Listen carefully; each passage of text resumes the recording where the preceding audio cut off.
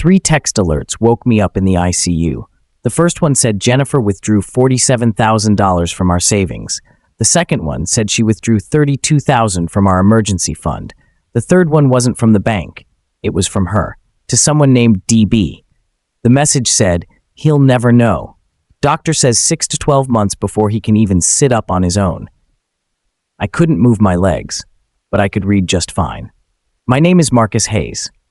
4 months ago, I had everything figured out. I was a civil engineer for the city's infrastructure department. Good job, steady income, benefits. My wife Jennifer worked in pharmaceutical sales. She was good at it too, made almost as much as me when the bonuses hit. We had a 6-year-old daughter, Lily, smart as hell, already reading at a 3rd grade level. We'd bought a house 3 years prior, a real house, backyard, garage, the whole thing. We weren't rich, but we were stable. And I was working on something, a drainage valve design for urban flood systems. Sounds boring, I know, but I'd been developing it for 2 years, filed for a patent 18 months ago. My boss said if it got approved, it could be worth a lot. Licensing deals, municipal contracts. Jennifer knew about it. She'd joke, "When your pipe dream pays off, I'm getting that kitchen renovation." May 14th. I was riding home from a site inspection. I'd taken the bike because it was a perfect spring evening. SUV ran a red light at the intersection of Grant and 15th. T-boned me at 45 miles per hour. I woke up 2 days later. They told me I'd fractured 2 vertebrae, L3 and L4. There was swelling on my spinal cord. Dr. Patel, the orthopedic surgeon, he was cautious, said I had no feeling below my waist. Said we'd need to wait for the swelling to go down before they'd know if the damage was permanent. Jennifer cried, held my hand, said all the right things. No, but that first night, after visiting hours, when she thought I was asleep, I heard her on the phone in the hallway. She said to someone, "I don't know how long this is going to take. I can't put my life on hold forever." The first week was a blur. Surgery to stabilize the fractures, physical therapy evaluations, MRI after MRI. Jennifer visited every day, brought Lily twice. My daughter drew pictures for my hospital room wall, stick figures of our family. In every single one, I was standing, but I started noticing things. Jennifer was always on her phone. She said it was work. Territory manager needed constant updates. Big pharma conference coming up. I believed her. Then, second week, she started coming later, leaving earlier. She said Lily needed her at home. Bedtime routines. I got it. I did. The thing about being stuck in a hospital bed is you have nothing but time. Time to think. Time to notice patterns. I checked our joint account one night. Just routine. Making sure bills were being paid while I was incapacitated. There were charges I didn't recognize. $400 at a restaurant we'd never been to. 2 separate hotel charges in the city. We live 20 minutes outside the city. Why would she need a hotel? I called her that night, asked about it casually. She said the restaurant was a client dinner. The hotels were for the pharma conference. Her company booked the rooms. Made sense. Her company did that sometimes. But something in her voice, it was too quick, too practiced. Week 3, they moved me to inpatient rehab. Different facility. This place was for long-term recovery. The doctor told Jennifer and me together that I'd be there for at least 8 to 12 weeks. I saw it, just for a second. Her face, it wasn't sadness. It was frustration, like she'd just been told her vacation got canceled. When she left that day, she kissed my forehead, said, "We'll get through this." She was texting someone before she even reached the elevator. That night, I did something I'm not proud of. I logged into our cell phone account. We had a family plan. Both our phones were on it. I could see call logs, text counts. There was one number she'd called 63 times in 2 weeks. Texted over 400 times. I didn't recognize the number. It wasn't her boss. I had her boss's number from company events. It wasn't her mom or her sister or any of her girlfriends I knew. I called it from the hospital landline. Middle of the night. A man's voicemail answered, "You've reached Daniel Barrett. Leave a message." Daniel Barrett, DB, her regional sales director. I'd met him once at a company holiday party 2 years ago. Slick guy, expensive suit. He'd just gone through a divorce. I remembered Jennifer mentioning he'd taken over her territory recently, that he was really hands-on with training the team. I didn't sleep that night. The next morning, my brother Devin came to visit. Devin's a software developer. Works remote. He'd been stopping by every few days, bringing me real coffee, not the hospital swill. I didn't plan to tell him, but it came out. I said, Dev, can you do me a favor? And please don't judge me for asking. I told him about the calls, the charges, the feeling in my gut. He was silent for a moment, then said, Marcus, are you sure you want to know? I mean, really sure? Because once you know, I cut him off. I already know. I just need proof. He left. Came back 3 hours later with his laptop. He said, okay, so I can't hack into her phone or anything. That's illegal and I'm not going to prison for this. But I can do a couple things. He showed me Daniel Barrett's social media. The guy didn't post much, but there were check-ins. Restaurants. 2 of them matched the charges on our credit card, same dates. Devin said, could still be work dinners, man. Then he showed me something else. He'd looked up the pharma conference she mentioned, the one she said her company booked hotels for. It was virtual this year. No hotels, no travel. I asked him to leave, not because I was mad at him, because I was about to lose it and I didn't want him to see that. I couldn't even pace. I couldn't even go for a walk to clear my head. I was trapped in that bed with the worst knowledge of my life. A nurse came in, asked if I was okay, said my heart rate was elevated. I forced a smile, said, just pain. Can I get something for pain? They gave me something. I slept. When I woke up, Jennifer was sitting in the chair next to my bed. She was texting someone, smiling. I watched her for maybe 2 minutes. She had no idea I was awake. I could see fragments of her text. Can't wait, next Tuesday. He won't even notice. Then she noticed me. The smile dropped. She put the phone face down on her lap. She said, hey baby, how are you feeling? I said, tired. The pain's bad today. She stood, gathering her things. I'm sorry. I wish I could do more. I actually can't stay long today. I have a site visit with a client across town, but I'll be back tonight. Yeah, no problem. She kissed me, told me she loved me, and left. I waited 5 minutes. Then I called Devin again. I said, can you track where she goes today? Like, actually follow her? He hesitated. Marcus, please, I need to know. He was quiet, then said, okay, I'll do it, but you're not going to like what I find. I said, I already don't like it. Devin called me back at 4:30 that afternoon. He said, she went to a condo building downtown, Riverfront Towers. Stayed there for 3 hours. I got a photo of her going in. Want me to send it? I closed my eyes. Yeah, send it. The photo came through. There she was, my wife, dressed nice, hair done, walking into an upscale apartment building at 1 in the afternoon. No briefcase, no sample cases, nothing that looked like work. Devin said, Marcus, there's more. I saw someone else go in 15 minutes after her. I looked him up based on the car registration in the visitor parking. He sent another photo. Daniel Barrett entering the same building. Devin said, that's your guy. I hung up. Didn't say goodbye, just hung up. I stared at those photos for an hour. My wife, her boss, same building, middle of a workday. A nurse brought dinner. I didn't touch it.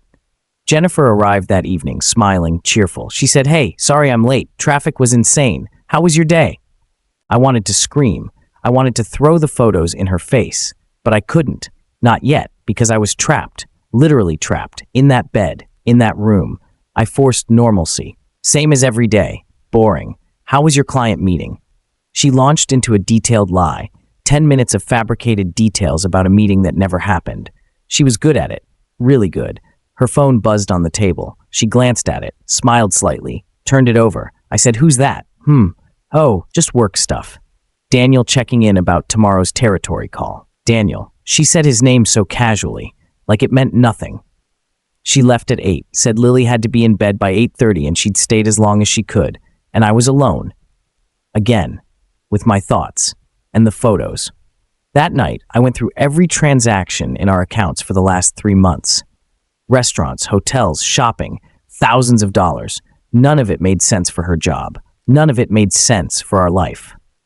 One transaction caught my eye. Victoria's Secret, $47. The week after my accident. My wife had never spent that much on lingerie in her life, and I sure as hell wasn't going to see her wearing it.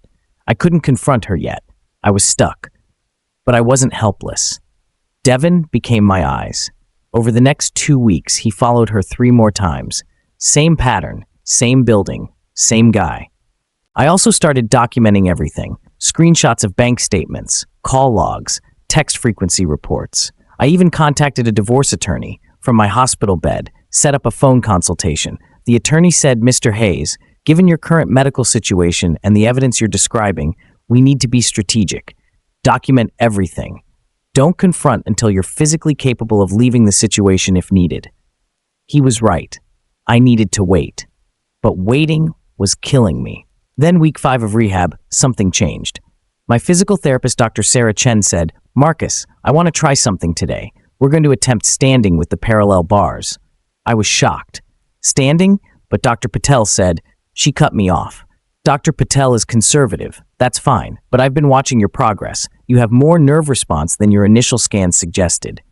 It hurt like hell, but I stood. For 30 seconds. Dr. Chen smiled, said, that's not paralysis. That's injury. Big difference. I asked, what does that mean? It means with aggressive therapy, you might walk again. Maybe not perfectly, maybe with assistance, but walk. That night, Jennifer visited, told me about her day, lied about where she'd been. I didn't tell her about the standing. I didn't tell her anything. I wanted to see how far she'd go, thinking I was helpless. 2 more weeks passed. My standing time increased. 5 minutes, 10 minutes. I could take steps with a walker. Dr. Chen said I was recovering faster than almost anyone she'd seen with my injury type. She called it highly motivated rehabilitation. I was motivated all right. Week 7. That's when the bank alerts came. $47,000. Our entire savings account. Emptied. $32,000 from our emergency fund. The money we'd saved for exactly this kind of crisis. I called the bank. They confirmed Jennifer had transferred the funds to a new account. An individual account. In her name only. The bank rep said, the account was opened 2 weeks ago, Mr. Hayes. She has full legal right to transfer joint funds unless there's a court order. I hung up. She was stealing from me. While I was in a hospital bed. While I couldn't work. While I couldn't even stand. And then the third alert came. It was a text to Daniel. I'd set up forwarding on her messages weeks ago. Something Devin helped me do remotely through our shared cloud account. The text said, he'll never know. Doctor says 6 to 12 months before he can even sit up on his own. We have time. We have time. Not to heal, not to help me recover. Time to take everything before I could stop them. The next message was worse. She wrote, I talked to a lawyer. If I file while he's disabled, I get primary custody automatically. He can't prove he can care for Lily in his condition. She was going to take my daughter, use my injury against me, paint me as unfit. That was it. That was the line. I called my attorney. We need to move. Now. I don't care if I'm still in rehab. File the paperwork. He said, Marcus, if we file now, you're filing from a position of weakness. I interrupted. Then we don't tell her I'm filing. Can we keep it quiet? He paused. We can delay service of the papers. File, but don't serve her yet. That gives us time to build your case. I said, do it. Today. And then I got back to work. Physical therapy 2 sessions a day. 3 on weekends. Every time I wanted to quit, I thought about that text. He can't prove he can care for Lily. I'd prove it. When Jennifer visited, I played the part. Weak, tired, defeated. Her visits got shorter. 20 minutes. 15. Once, she stayed for 7 minutes. Said she had an emergency work call. She was always checking her phone, always somewhere else mentally. Lily came to visit one Saturday. Jennifer's mom brought her. Jennifer was out of town for a conference. Lily climbed carefully onto my hospital bed and hugged me. She asked, Daddy, when are you coming home? I said, soon, baby, real soon. She pulled out a drawing. I made this for you. It was a picture of our family, me standing, holding Lily's hand. In every picture she drew, I was standing. My 6-year-old had more faith in me than my wife did. Jennifer's mom, Carol, spoke quietly to me while Lily played. She said, Marcus, I don't know how to say this.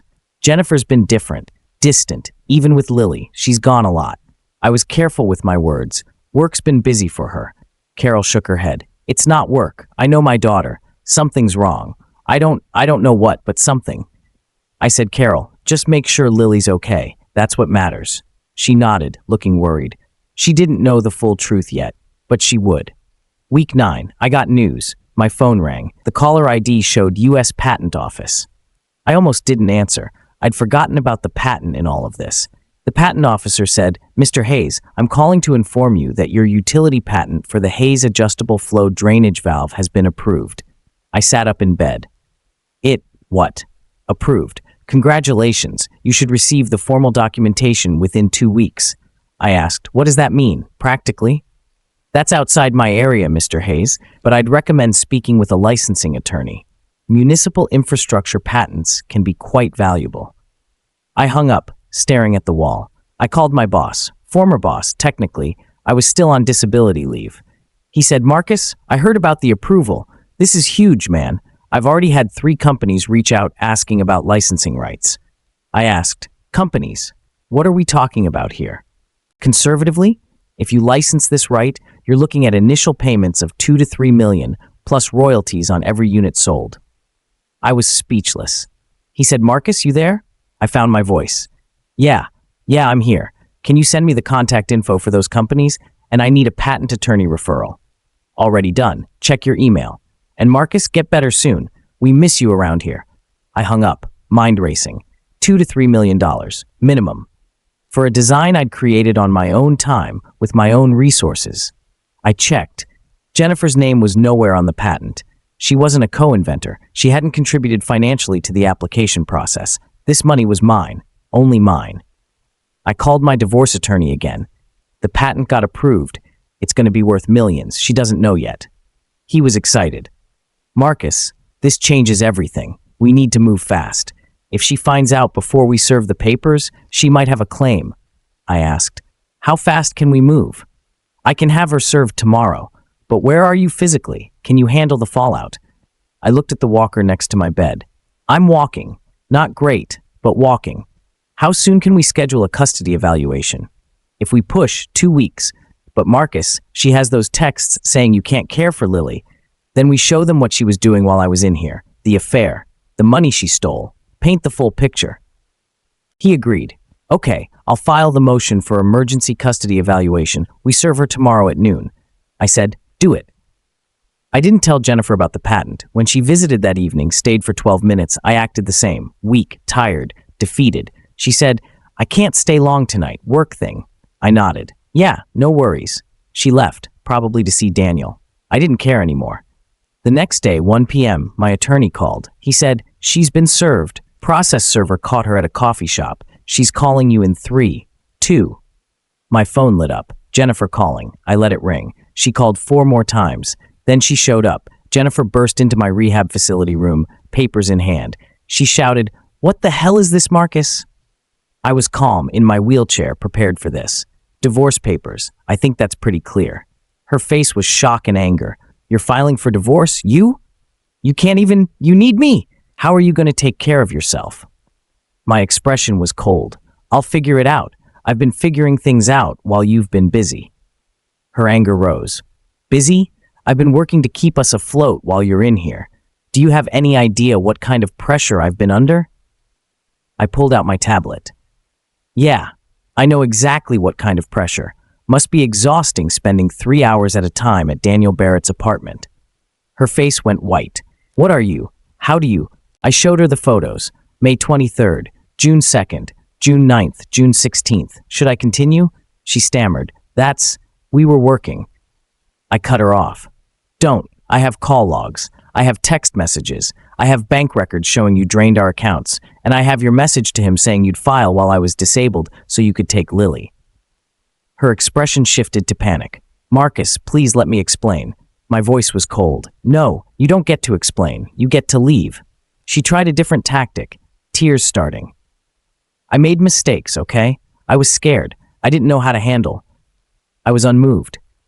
You were scared, so you slept with your boss, stole $80,000, and planned to take my daughter away from me. That about sum it up? Her tears continued, but I saw through them. What about Lily? You're going to destroy our family over this. My anger broke through. I didn't destroy anything. You did, when you gave up on me the second I couldn't walk. A nurse appeared at the door. Is everything okay in here? I nodded. Yeah, she was just leaving. Jennifer stood there, realizing she'd lost. I'm not signing those papers. I'll fight you on everything. I had a slight smile. Good, because I've got a lot to fight with. She stormed out, called me 15 times that night. I didn't answer. My attorney called. How'd she take it? I said, like someone who just realized they bet on the wrong horse.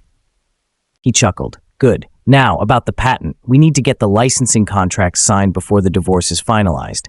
Keep that money protected, I agreed. Already on it. The custody evaluation was scheduled for 2 weeks out. In the meantime, everything unraveled. I pushed harder in therapy. By week 10, I was walking with a cane, slowly, painfully, but walking. Dr. Chen was impressed. Marcus, this is remarkable. Most patients with your injury take months longer to reach this point. I said, I've got a custody hearing in 10 days. I need to walk into that room on my own. She nodded, understanding. Then let's get you there. I heard through Devon that Jennifer's life was imploding. Devon visited, updating me. So Daniel Barrett, his wife, found out about the affair. I looked up. He has a wife? Had. She filed for divorce last week. Apparently Jennifer wasn't the first subordinate he'd slept with. His wife hired a private investigator. Got everything. I asked, how'd Jennifer take it? She's been calling him nonstop. He's not answering. I think he ghosted her. I felt nothing. She destroyed our marriage for a guy who dropped her the second it got complicated. Devon continued. Oh, and there's more. Your mother-in-law, Carol, she found out about the affair. I looked concerned. How? Jennifer's sister told her. Apparently the whole family's in chaos. Carol called Jennifer, said she was ashamed of her. My phone rang. Carol calling. I answered. Marcus, I'm so sorry. I had no idea. If I had known, I stopped her. Carol, it's not your fault. None of this is your fault. She was crying. I raised her better than this. I don't understand how she could do this to you. While you were in the hospital, I was gentle but firm. Carol, listen, I need you to focus on Lily. That's what matters now. She's going to need stability. Carol composed herself. The custody hearing. Marcus, I'll testify. Whatever you need. I'll tell them the truth about how much time Jennifer actually spent with Lily during all this. I was grateful. That would help. Thank you. 1 week before the hearing, I walked the length of the rehab facility hallway without a walker. Just a cane. The staff actually applauded. Dr. Chen said I'd made more progress in 10 weeks than most make in 6 months. I said, I had a reason to get better. Jennifer came by that day.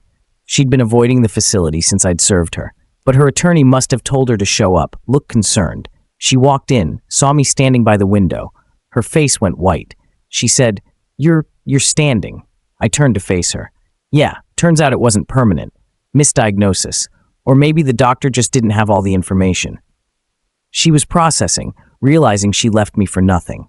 But Dr. Patel said, Dr. Patel was conservative. I got a second opinion, different outcome. She sat down heavily. I watched her realize what she'd done. She'd abandoned me, stolen from me, cheated on me because she thought I'd never recover. She tried to recover. Marcus, this changes things. If you can walk, if you're recovering, maybe we don't need to divorce. Maybe we can. I cut her off. No, she pleaded. Please, just listen. I made mistakes, I know, but we have a daughter. We have a family. My response was cold. We had a family. You ended it when you decided I wasn't useful anymore. Her tears came, but I was unmoved. That's not fair. I was terrified. I didn't know how to handle.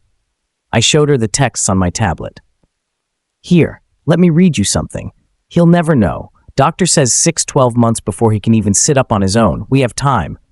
That sound like terror to you? Because it sounds like planning to me. Her face crumbled. Where did you get that? Doesn't matter. What matters is the judge is going to see it in 3 days. She panicked. Marcus, please, don't show them that. Think about Lily. My anger finally showed. I am thinking about Lily. I've been thinking about her this whole time. You're the one who texted your boyfriend about using my disability to take her away from me. She stood, desperate. I wasn't going to actually do that. I was angry. I was confused. I was done with the conversation. Leave. Now, before I call security. She left, crying. Part of me felt bad, but a bigger part remembered every night I'd spent alone in that hospital bed while she was with him. The custody hearing was on a Thursday. I got discharged from rehab 2 days before, specifically so I could attend from home, not from a hospital. I walked into that courthouse, slowly, with a cane. But I walked. Jennifer's face when she saw me walk in, I wish I had a photo of that. The judge reviewed our filings, asked us both to speak. Jennifer's attorney spoke first. Your Honor, my client acknowledges marital difficulties, but she's concerned about Mr. Hayes' ability to provide stable care for their daughter given his recent medical condition. My attorney interrupted. Your Honor, if I may, Mr. Hayes has made a full recovery. He's been cleared to return to work. Here are the medical reports. The judge looked at the documents. Mr. Hayes, you're walking unassisted? I stood, demonstrating. With a cane for now, Your Honor. But yes, the initial diagnosis was incorrect. The judge nodded, looking at Jennifer. Mrs. Hayes, were you aware of your husband's recovery progress? Jennifer hesitated. I knew he was improving, yes. The judge reviewed more documents. It says here, you withdrew significant funds from joint accounts during his hospitalization. Can you explain that? Jennifer's attorney jumped in. My client was securing financial stability during an uncertain time. My attorney countered. Your Honor, Mrs. Hayes withdrew over $80,000 and placed it in a separate account without Mr. Hayes' knowledge.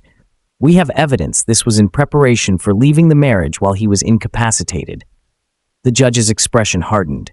Do you have this evidence? My attorney presented the texts. Yes, text messages between Mrs. Hayes and a Daniel Barrett, her supervisor.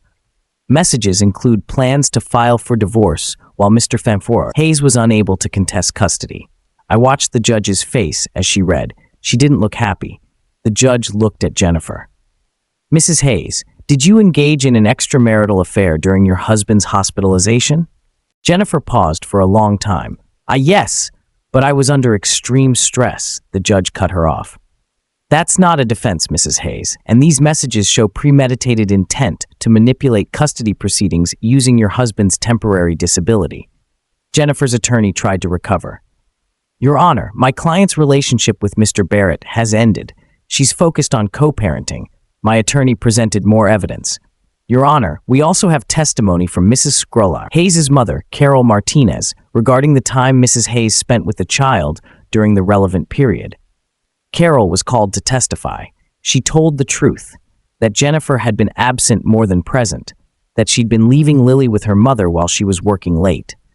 Carol testified, emotional but honest. My daughter wasn't acting like herself. She was distant from Lily. I had to ask her several times to spend time with her own child. The judge took notes. And where was Mrs. Hayes during these times? Carol hesitated, then answered, I don't know. She said work, but her work schedule didn't match the hours she was gone.